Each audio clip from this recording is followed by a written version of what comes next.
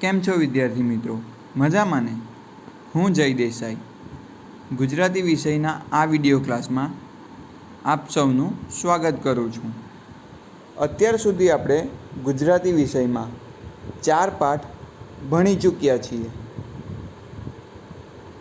હવે આજે આપણે ગુજરાતી વિષયમાં વ્યાકરણ શીખવાના છીએ.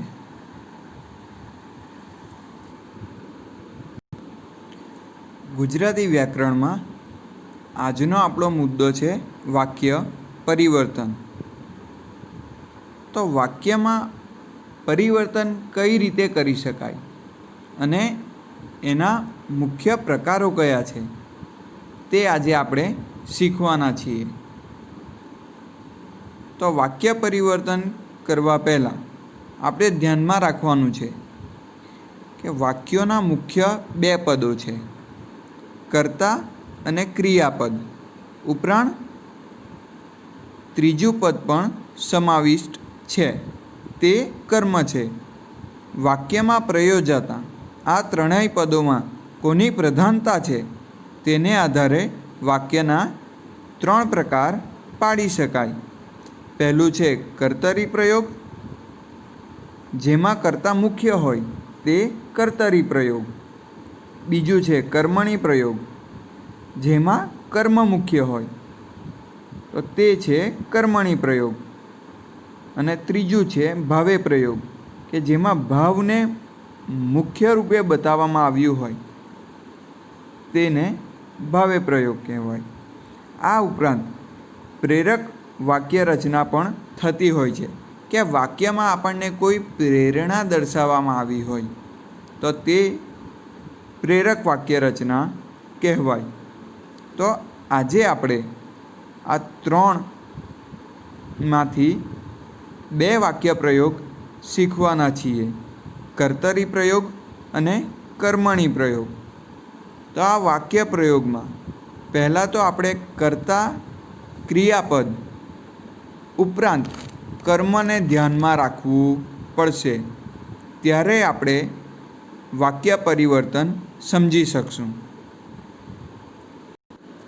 જેમ આપણે આગળ વાક્ય પરિવર્તનના 3 પ્રકારો જોયા, કર્તરી પ્રયોગ, કર્મણી પ્રયોગ, ભાવે પ્રયોગ અને આ ઉપરાંત એક પ્રેરક વાક્ય રચના. તો આજે આપણે કર્તરી પ્રયોગ અને કર્મણી પ્રયોગ શીખવાના છીએ. તો આપણો પહેલો પ્રકાર છે કર્તરી પ્રયોગ. તો કર્તરી પ્રયોગમાં આપણે 2 મુદ્દા ખાસ ધ્યાનમાં રાખવાના હોય છે. પહેલો મુદ્દો કર્તાની પ્રધાનતા હોય, એટલે જ્યારે કર્તરી પ્રયોગ વાક્ય હોય તો તેવા વાક્યમાં કર્તાની પ્રધાનતા હોય. અને બીજો મુદ્દો છે કર્તાના લિંગ વચન મુજબ પ્રત્યયો હોય. એટલે કર્તા જે લિંગમાં હોય કે જે વચનમાં હોય તેના આધારે જ પ્રત્યયો અને વાક્ય બને છે. તો આપણે આ 2 મુદ્દા ધ્યાનમાં રાખવાના છે, કર્તાની પ્રધાનતા હોય અને બીજો મુદ્દો છે કર્તાના લિંગ વચન મુજબ જ પ્રત્યયો હોય. એટલે પાછળ જે શબ્દો લગાવવામાં આવે તો તે શબ્દો કર્તાના લિંગ અને વચન મુજબ હોય.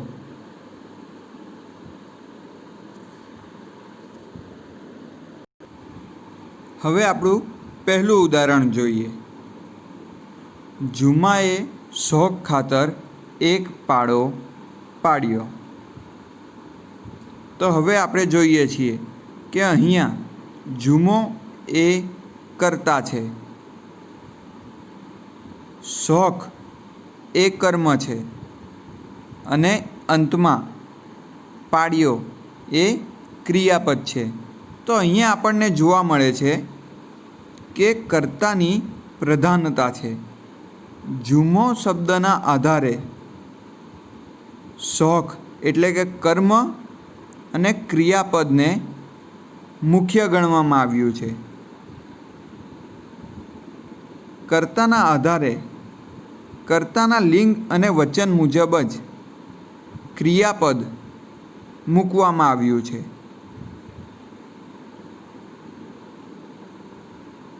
એટલે અહીં આ ઉદાહરણ કર્તરી પ્રયોગનું કહેવાય.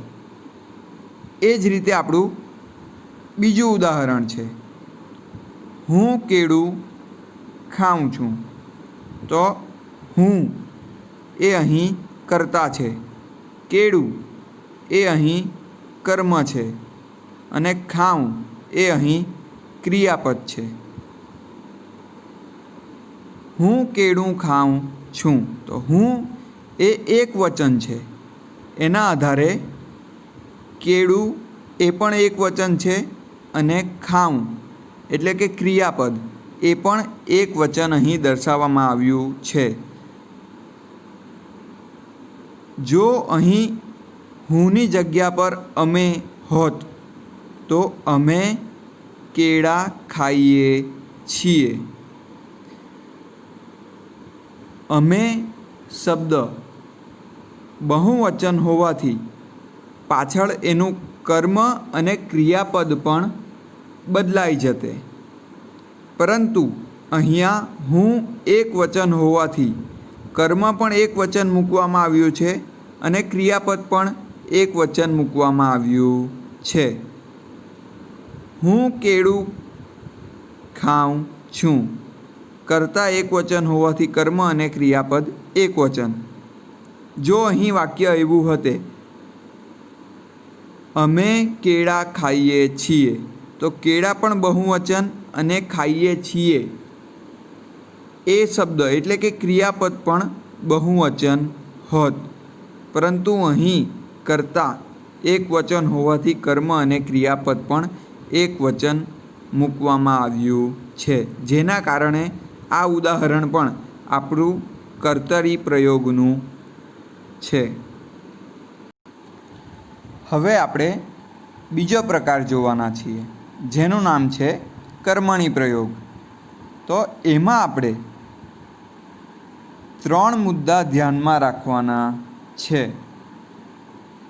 પહેલો મુદ્દો, કર્મની પ્રધાનતા જોવા મળે છે.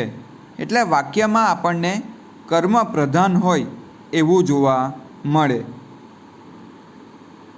બીજું, સકર્મક વાક્ય રચના હોય. એટલે વાક્ય રચના એ કર્મને આધારે હોય. સકર્મક એટલે કે કર્મ મુખ્ય જોવા મળે છે, કર્મને આધારે વાક્ય રચના બનાવેલી હોય છે. ત્રીજો મુદ્દો છે, કર્મના લિંગ વચન મુજબ પ્રત્યયો ગોઠવાયેલા હોય છે. એટલે કે કર્મને ધ્યાનને લઈને લિંગ અને વચન ગોઠવાયેલા જોવા મળે છે. જો કર્મ બહુવચન હોય તો આપણને પાછળના પ્રત્યયો પણ બહુવચન જોવા મળશે. કર્મના લિંગ પ્રમાણે જ એના પાછળના પ્રત્યયો એ લિંગના મૂકવામાં આવે છે. તો કર્મણી પ્રયોગ માટે આપણે આ 3 બાબતો કે 3 મુદ્દાઓ ધ્યાનમાં રાખવાના છે.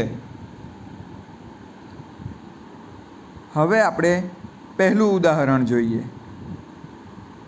ઉદાહરણ 1, મારાથી ગીત ગવાય છે.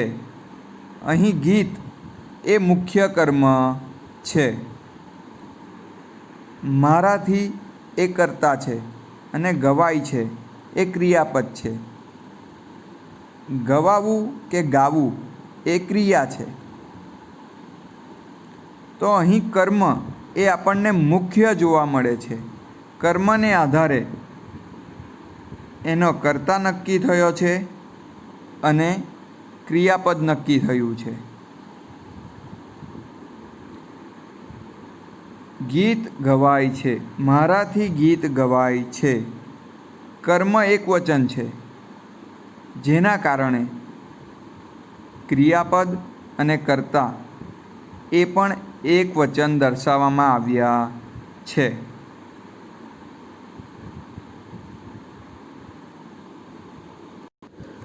તો આ વાક્યમાં કર્મ મુખ્ય હોવાથી આ વાક્ય કર્મણી પ્રયોગનું વાક્ય થાય.